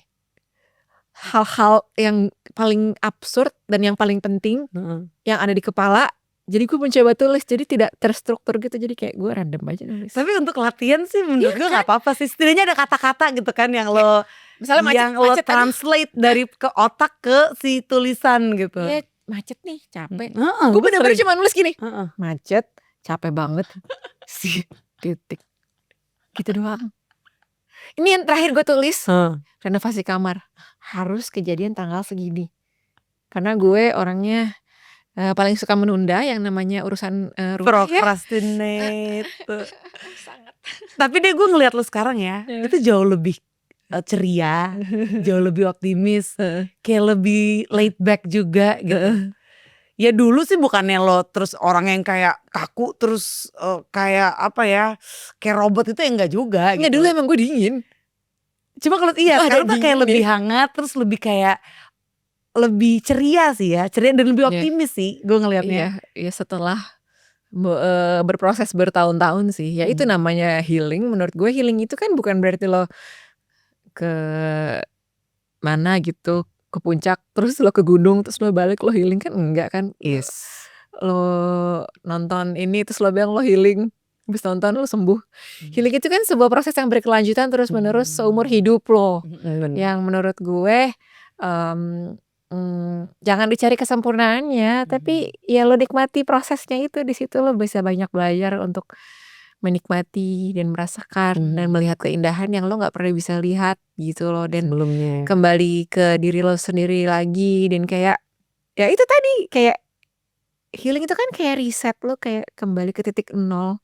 Di mana lo akhirnya di mana titik di mana lo kayak oke, gue jadi bisa mikir lagi nih, gue jadi bisa punya ide lagi nih mau ngapain. Kayak jernih lagi gitu Gue ya. pikiran gue udah nggak berantakan nih. Wah enak nih mau ngapain ya, wah seru gitu loh. Lagi dia langsung jadi inspired gitu ya. Tapi kalaupun misalnya lo punya trauma ya nggak apa-apa, itu trauma juga udah menjadi bagian dari hidup lo kan. Dan ya gimana caranya lo bisa ngejalaninnya dengan ada si trauma di belakang ini, ya itu kan juga ada proses healingnya, tapi juga ya tapi lo kan juga harus usaha dulu kan. Ya misalnya kayak ya tadi gue bilang kayak lo konsul, lo ini lo itu, lo pelajarin diri lo. Lo harus sadar nih, oke, ini gue, kekurangan gue ini. Lo tuh harus berani, yang namanya healing tuh kayak lo harus berani nulis. Mengakui. Lo jangan denial. Lo jangan denial terhadap diri lo. Kelebihan lo apa, kekurangan lo apa, lo harus bener-bener transparan sama diri lo sendiri gitu loh, harus berusaha sadar. Nah itu kan lo butuh kayak ya itu ya momen itu ya. Oke. Terus kalau titik terberat di hidup lo rasanya tuh kapan sih, Dek? Kayak mungkin lo ini kayak semacam momen you hit the rock bottom gitu. Ya umur 22 itu sih. 22, 23. Ya, Itu yang nge-trigger hitting rock bottom-nya apa? Apakah kerjaan? Kalau gue dulu soalnya kayak gue ngerasa ini udah sampai kena kerjaan nih, sampai gue kayak susah nggak bisa kerja nih. iya kena Di situ gue kayak wah harus gue healing dulu deh. Iya, kan tapi gak 20, 19. Pokoknya ada 19 lah ya let's say ya. ada masa ya kena ke kerjaan, kena ke semuanya. Ya itu udah pernah banget. Itu berarti titik beratnya ya.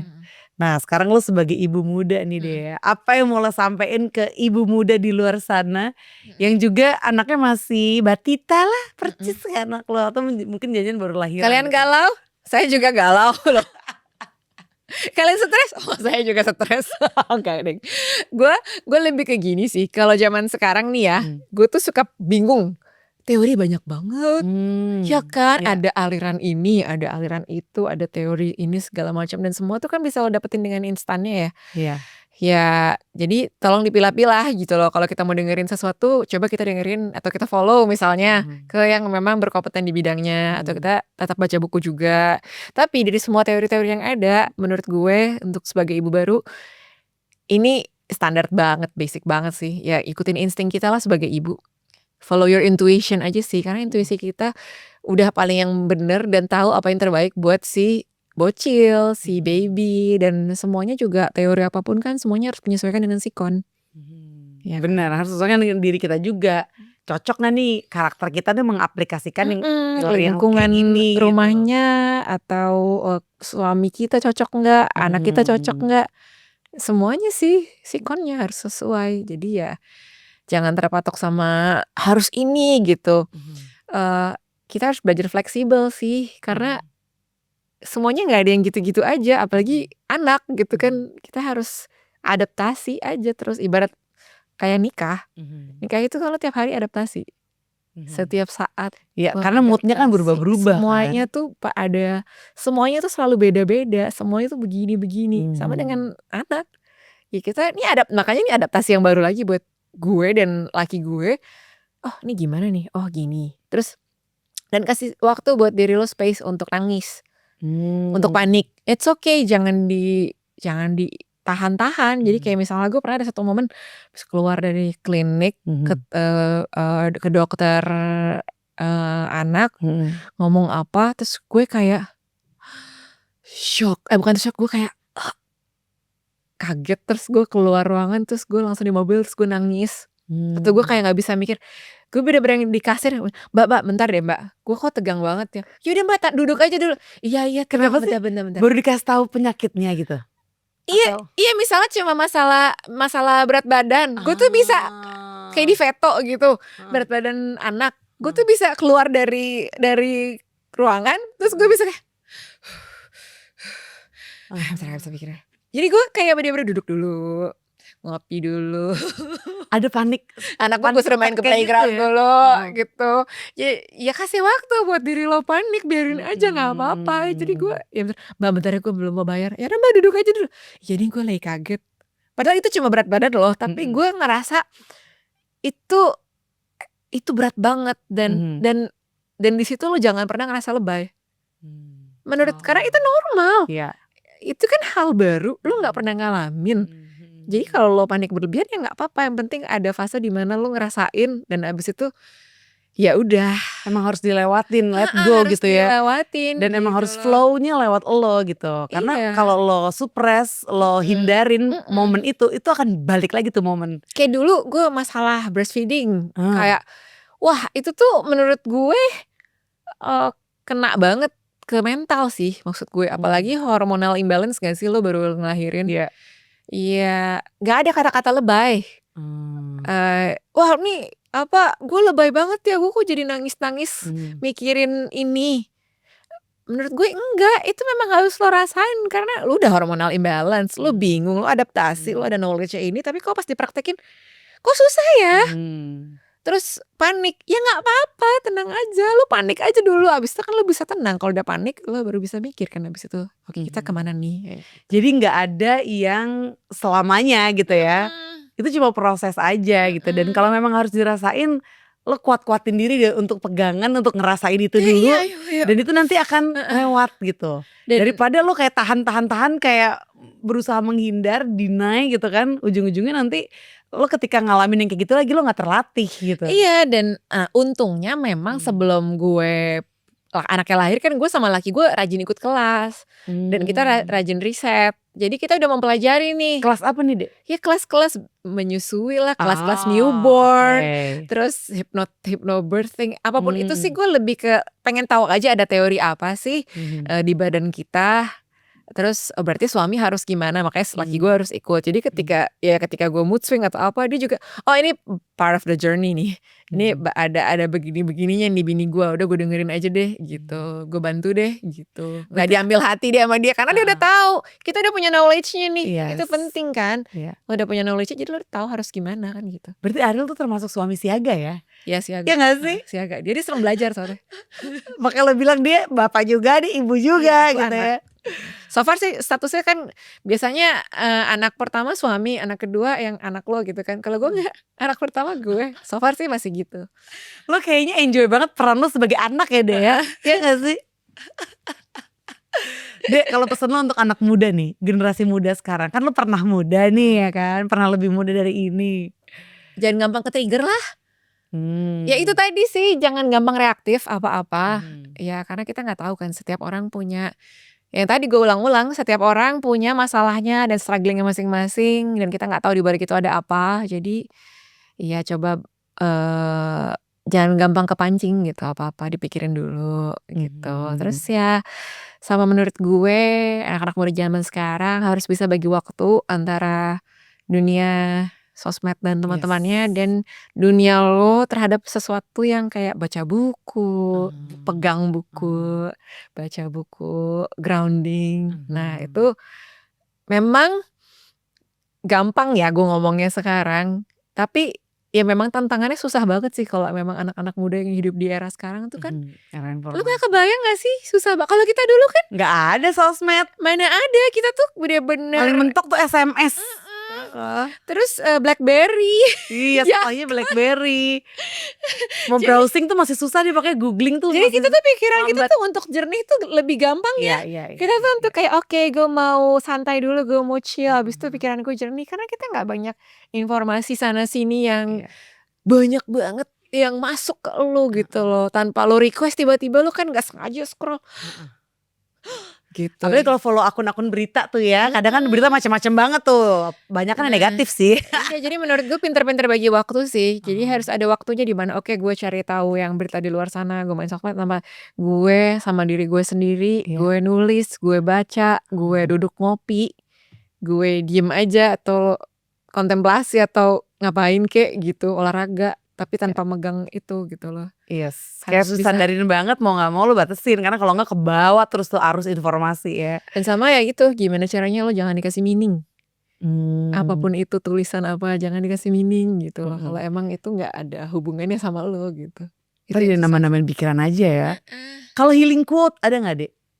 Kayak quote yang kalau lo baca tuh wah ini healing banget sih, gue jadi inget roots gue lagi, gue jadi inget gue tuh siapa gitu sebenarnya. Healing quotes gue.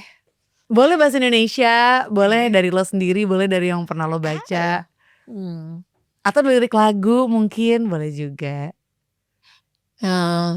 Gue sih dari lirik lagu memang udah cuma I am the luckiest. I am the luckiest.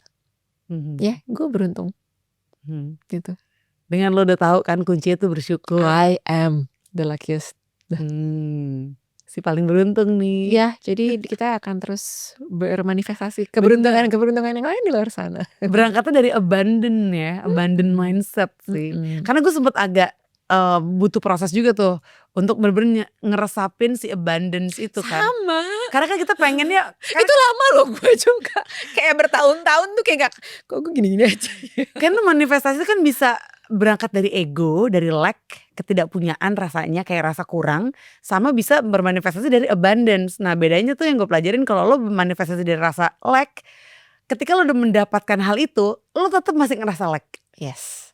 Kayak aduh gila nih di tabungan gue kurang 5 juta lagi gak bisa nih gue kurang-kurang. Begitu lo udah dapet 5 juta itu tetap aja kok kayaknya kurang ya, kayaknya gue butuh 10 juta deh. Kayak gak pernah puas gitu. Tapi kalau berangkatnya dari abundance kayak oke, ini hidup tuh udah lebih dari cukup sebenarnya. Semua yang kita butuh tuh kita udah bisa dapetin. Nah berangkat dari situ nanti ada aja tuh intention baru yang muncul yang membuat lo ngerasa lebih berkah lagi gitu. Iya, dan lebih kaya selain lagi. itu ya lo harus ngerasa I am the luckiest dan I'm having fun.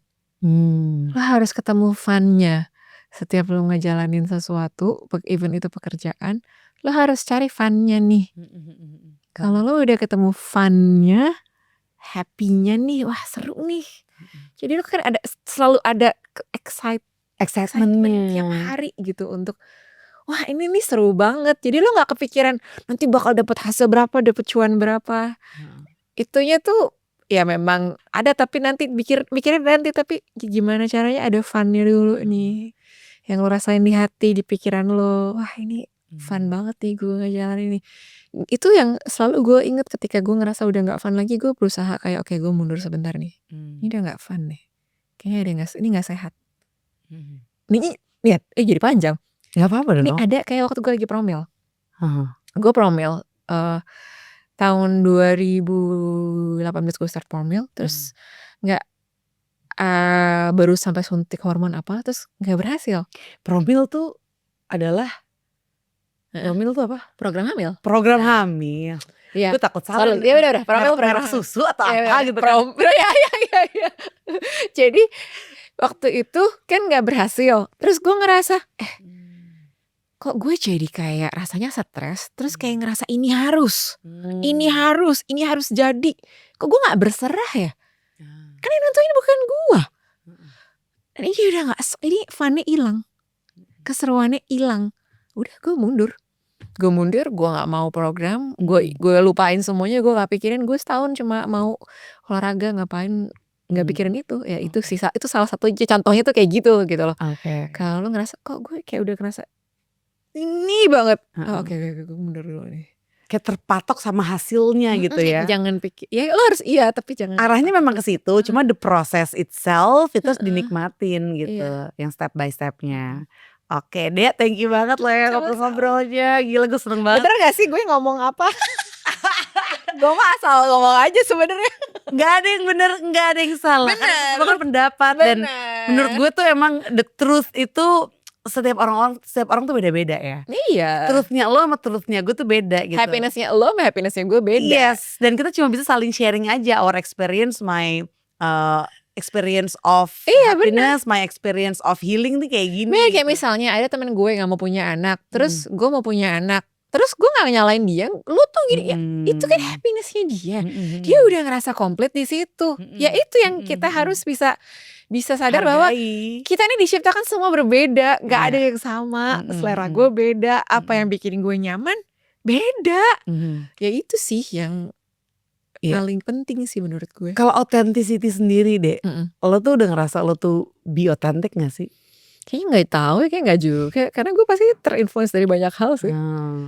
Inspirasi gue banyak dan semuanya tuh menurut gue nggak ada yang benar-benar authentic gue tuh asli begini, kayaknya enggak sih, karena kita semua kan saling terkoneksi. Ibaratnya kayak lagu nih, orang kan suka bilang ini lagu gue asli nih, gue nggak niru-niru. Nggak mungkin. Itu kan kita pasti ada waktu kita kecil denger ini, pas ini kita denger sini, nada-nadanya dikumpulin dijadiin satu, jadi sebuah lagu. Ibaratnya kan kayak gitu. Dan kita jadi satu manusia seutuhnya yang kayak sekarang nih, pasti kan terbentuk dari semua pengalaman hidup, dari orang yang kita lihat, apa yang kita rasain. Dan kita yang autentik tuh ya udah gabungan dari banyak hal sih. Gitu. Jadi jangan sampai ngerasa gue nih ini banget, ntar lo jadi sombong. Jadi kayak gue nih si paling gitu kan.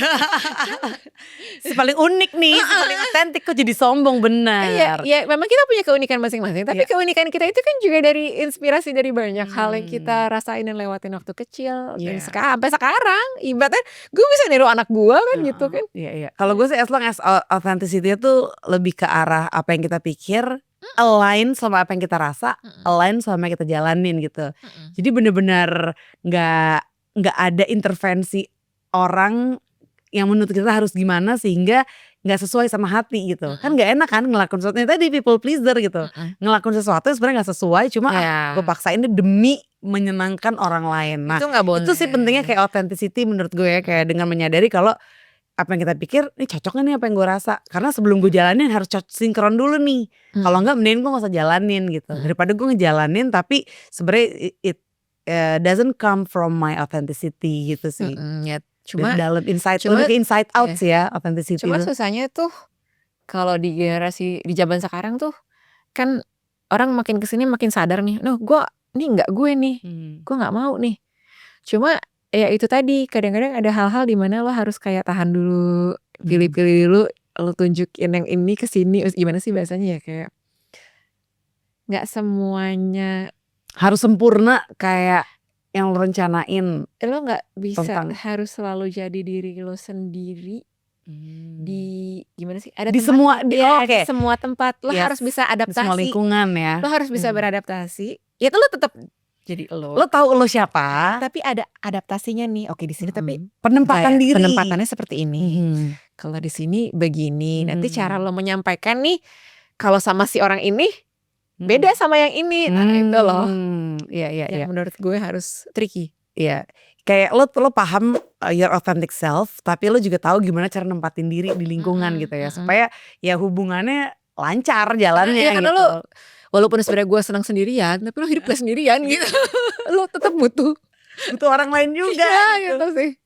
Oke Dea, thank you banget. Semoga nanti gue bisa ngundang lo lagi di podcast Anthem. Dan siapa tahu kamu juga ada yang mau komen-komen nih seputar dari apa yang kita omongin, atau kamu mau share juga your healing journey atau your healing anthem, silakan tulis di kolom komen. Kalau gitu Deanya pamit, Andri juga pamit. See you again. Terima kasih ya udah diundang. Aduh, thank you so much lo udah nyempetin waktu ya Dek. Ngobrol-ngobrolnya seru banget. Jadi tahu nih update kehidupan lo sekarang tuh gimana. Gini-gini aja. Saya nyantai kok. Suami saya kerja. Suami sekerja dan ngajak jalan-jalan ya. Kita jalan-jalan aja deh. And thank you all for watching. See you again on the next episode of Anthem, Andari and the Theater of the Mind. Bye. Sudah ke tengah. Bye.